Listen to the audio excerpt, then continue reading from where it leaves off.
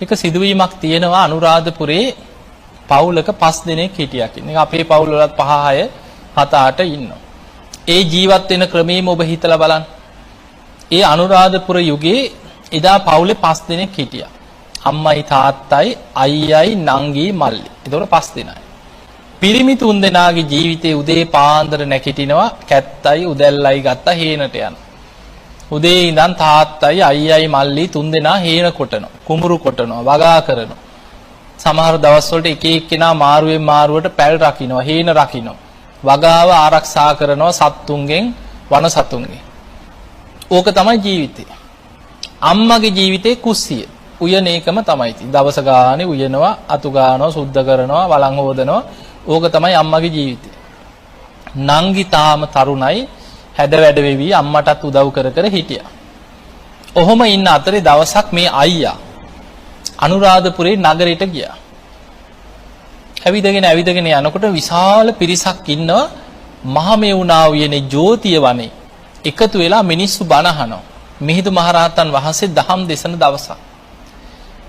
එදා මේ පිරිස අතරින් ගිහිල්ලා වාඩි වෙලා බණ ඇහුවා. එදා තමයි ඉස්සල්ලාම බණ පදයක් අහන්න ලැබිච්ච දවස ජීවිතේ.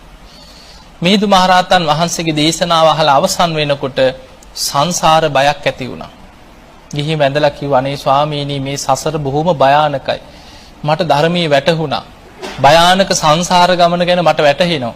අනේ මාව පැවිදි කරගන්න මට පැවිදි වෙන්න ඕන කිව්වා. මිහිඳු මහරහතන් වහන්සේ පැවිදි කෙරෙව්වා. උන්වහන්සේ පැවිදි වෙලා මිහින්තලේ ගල්ලෙනක වැඩ හිටියා කියලා තියෙනවා. අවුරුදු කීපයක් ඇතුළත පුදුම වීරියෙන් භාවනා කරලා සියලු කෙලෙසුන්ගෙන් මිදිලා මහරහතන් වහන්සේ නමක් බවට පත් වෙනවා. දැන් කවුද රහත් වෙන්නේ? අයියා. දැන් ගෙදර ඉතිරි වුණා 4 දෙනෙක්. 5 දෙනාගෙන් එක්කෙනෙක් පැවිදි වෙලා රහත් වුණා. අම්මයි තාත්තයි නංගී මල්ලි ඉතුරුයි. හැබැයි කවුරු රහත් වුණත් පවුලේ කවුරු නිවන් දැක්කත් කවුරු පැවිදි වුණත් ඉතුරු වෙච්ච 4 දෙනාට වගේ වගක් නැහැ.